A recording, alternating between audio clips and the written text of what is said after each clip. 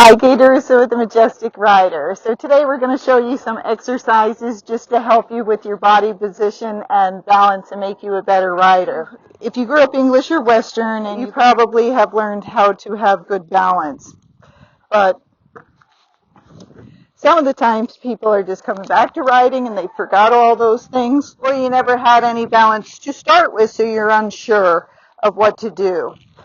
So as you're riding the horse, as soon as you get on, you're trying to be balanced. So you're trying to have your shoulder over your hip and your heel underneath your hip. Now as we gait, we will change where our body is, and we will change where our legs are to help us to get the horse's gait. So that's a little bit different from Western and English riding. When we're working on balance and we're just sitting up in the saddle, this is what we're trying to do. But you don't want to be overarched. You don't want to slump down too much. You want to make a pretty picture. And you want to be balanced. So the horse's center of balance is right behind their wither. So that's where you're trying to sit if you were bareback, or where your saddle is. You don't want your saddle back too far or too far forward. The tree of the saddle should be right behind their shoulder blade. So as you sit on the horse, you're also trying to make sure with your reins that there's a straight line from the bit up to your elbow. So you're kind of sitting like this with your hands a couple of inches above his wither. As you sit here, again, we might raise our hands or lower them if we're trying to do something with their head to adjust them for gait. So that's just telling you that we might change it as we go along. When you're trying to work on balance, what you're trying to do is make sure, and he's going to love doing this because he just gets to stand here. You're trying to make sure, no matter what the horse does, you can balance yourself over them. So with motorcycles, when you go around turns, you lean with the motorcycles. With horses, when you go around a turn, you don't want to lean on that turn, because if you lean with them, you're going to cause both of you to fall down. If he falls forward and I lean forward, I'm going to knock him off his feet. So you're trying to counteract and help them with their balance, not make it worse. So as you sit up here, you can do things like move your arms around and you're just trying to keep the same body position. You can twist.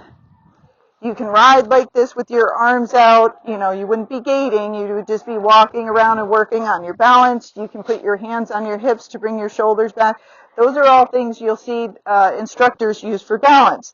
The other things you can do is take your feet in and out of the stirrups.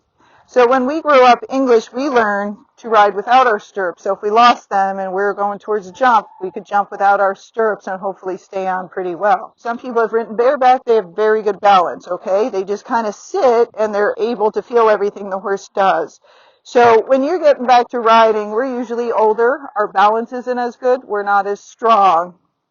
And when you ride the gaited horses, you don't have to hold on to them to stay in place unless you're really doing the wrong gaits. You just kind of sit and balance yourself. We're not using the muscles we need a lot. You know, if the horse goes to trip or it's bucking or it's rearing, we're not always using those muscles, so they're not very strong. So when you're bored in the arena, it's wintertime, you have nothing to do, there's many exercises you can do. So one is if you have a good horse or you ride it first and make sure it's tired, you can do things like take your feet out of the stirrups, just balance yourself. And then once you can do that, you can try to post. Even though you're not going to post, when you're riding the gaited horses, it uses those muscles. And this is pretty hard to do. You don't have to come out of the saddle very high, but you want to be able to come up and maybe do it 10 times the first day. You wouldn't believe how sore that can make you when you haven't done it a long time. This is what we call a 2-point or a half seat. And this is what we do when we're jumping and going up hills if you're trying to help the horse go up hills. So the other thing you can do is do that position, take your feet out of the stirrups, and see how long you can stay up here. Your thighs are going to go on fire. So you're trying to keep yourself well balanced. If you immediately fall back, or when you go to post, you can't get out of the saddle at all, that means you are very weak. And it can be dangerous riding if you have no balance or you're very weak. So you want to work on those things. So the other things you can do is, we'll put our feet back in the stirrups, is just let your horse wander around the arena. You ride on a completely loose rein, and all you're trying to do is not steer, is just keep your balance. And where the horse goes, you follow him. So he could take me straight up to this gate and hook a right. I'm trying to practice my balance going with him, okay? So even if he goes over this pole or something, you want to keep your eyes up, just keep balancing over where they're going. So it's a great exercise to do. It's good to do at speeds, but it's hard to do with the gaited horse at speeds if they don't gait well, because when you ride them like this on a completely loose rein without any contact or telling them what to do, they might pace or trot, and again, that might feel very uncomfortable for you. So just do it at the walk, and if they can do a little bit faster gait, something that you're comfortable with, you can do that with them. The other thing you can do is as you go around, and it's safe, make sure the gates are shut, nothing's in the way, close your eyes. All you got is feeling. You can't see anything. And sometimes with us older people, if you got vertigo, it might make you feel sick, so you might only be able to do it for a couple of seconds. But what you're trying to do is just close your eyes and feel. Feel where they're moving underneath you. Feel where their feet are. So I can feel his right front, then I can feel his left front. Feel their belly moving side to side. And I just kind of let my legs move back and forth with them. So again, I'm not holding on at all. I'm just trying to sit up tall and balance myself. Okay? So now he's just turning. And some new horses, they'll keep walking around and they'll go a lot faster while they're doing this, but he knows to be slow and he can be a little bit on the lazy side. So that's an exercise you can do as well. Something else you can do is see if you're stable, and again, because we don't want you to fall off or anything, take your feet out of the stirrups. If you're like, I can't do that yet, then you just start with one foot out of the stirrup and keep the other one in. Okay? But otherwise, you take your feet out of the stirrup, and while he's walking, I'll try to post. Now, there's diagonals when you post. You stand up with a certain leg. It's the outside leg. But when you're just doing this at a walk, we don't care.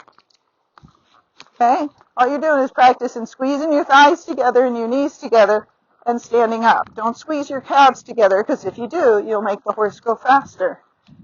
Then you can practice being in your half seat and staying up. Okay? A lot of times we don't use these muscles for anything else, so if you don't practice using them, you won't be good when you need them. You just do it as long as you can, and every time you ride, you try to do it just a little bit longer. And it could be a second longer. It doesn't have to be a minute longer. You just try it here and there. But if you do it too long the first time, you can make yourself very sore. The other things you can do is you can twist and turn, and this also gets your horse used to you moving around up here. And what you're trying to do is as you do those things, you're keeping your legs and your pelvis kind of in the same position. You're just moving your upper body around. Everybody gets panicked, and a lot of times people balance off of the horse's mouth because they don't have good balance themselves.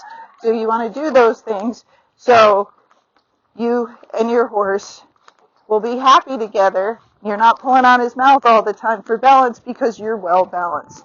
Now, if you can't do this in the saddle in the beginning, you do it on a yoga ball or you do it on a chair, and you do some squats in the house, standing up and down, walking up and down the mounting block. But you got to start somewhere. You don't want to just let your muscles go to mush, because as we get older, we get much, much weaker very fast. You know, between 50 and 70, we lose a lot. So you're trying to keep what muscle you have, build anything you can. Okay? We talked about riding without your stirrups, finding your stirrups with your feet, posting around at the walk. The other things you can do is just while you're sitting there, you know, practice reaching up your horse, make sure it's not head shy, reaching up to its head, and then leaning back if you can, and reaching to their tail. You can hold on to the horn, or if you have a little handle, you can hold on to the handle. And it just gets your horse used to different things, and you moving around, feeling more comfortable that your horse is not going to do something screwy if you do something like this. You want to be able to move your legs forward, and you want to bring them back just a little bit. You don't want to bring the legs back like this because it'll throw you off balance, okay? If you're riding and your legs keep going back like this, it means your knees are too tight, and you need to relax your knee and let your leg drop down, okay? But when you're riding and you're gaiting, you might need to push your feet a little forward if your horse is trotty or trying to get a saddle gait. And then if your horse is balanced and gaiting well, you want to kind of sit neutral with your leg up underneath you. You got to kind of play around and see what works for each horse. Okay?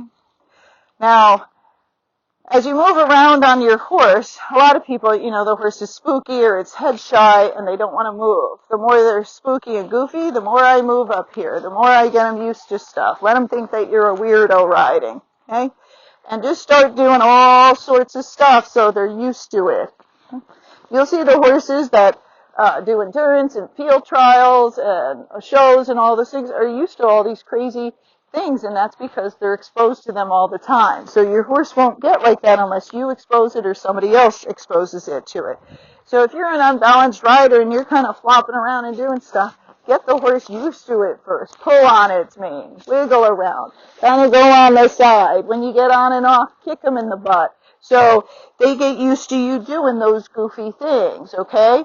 The other thing that's important is to get off the other side. So if you ever get in a problem where there's cliff, you got to get off, and the cliff is on the left side, you want to get off the side closer to the wall.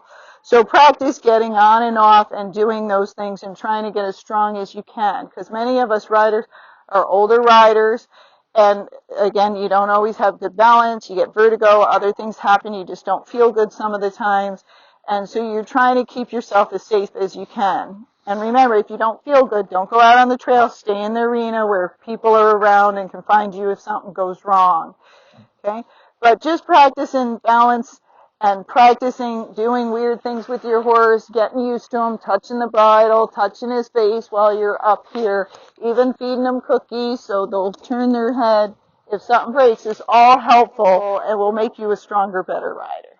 All right, well, I hope that gives you some exercises to work on your balance and get better.